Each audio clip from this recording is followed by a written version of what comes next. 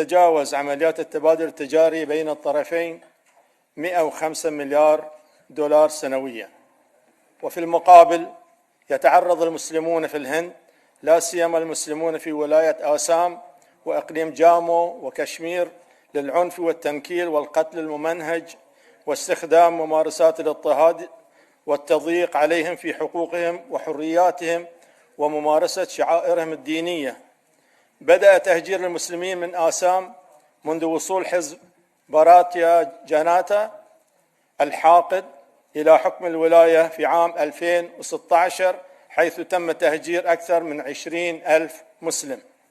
إن هذه الممارسات تنافي القوانين الدولية والشرائع السماوية، كما تتناقض تلك الممارسات مع الفطرة الإنسانية وواجب الدولة في الحفاظ على أمن مواطنيها وحرياتهم على مختلف دياناتهم وانتماءاتهم.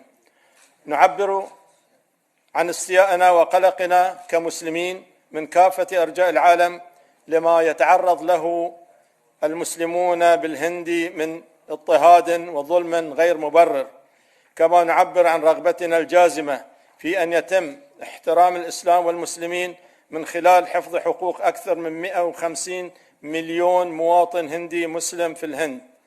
في حال استمرار نهج الحكومة الهندية بالتضييق وقتل المسلمين، فإننا نلوح إلى ضرورة اتخاذ الإجراءات الحاسمة بما فيها المقاطعة الاقتصادية والشعبية.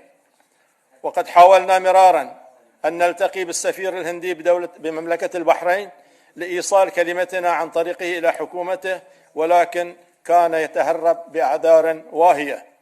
إنني أحمل العالم الإسلامي في مشارق الأرض ومغاربها والمنظمات والهيئات الإنسانية ما يجري لإخواننا المسلمين في الهند، وإننا كلنا محاسبون يوم القيامة عندما نقف بين يدي جبار السماوات والأرض.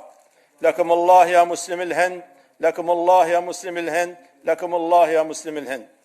وشكرا.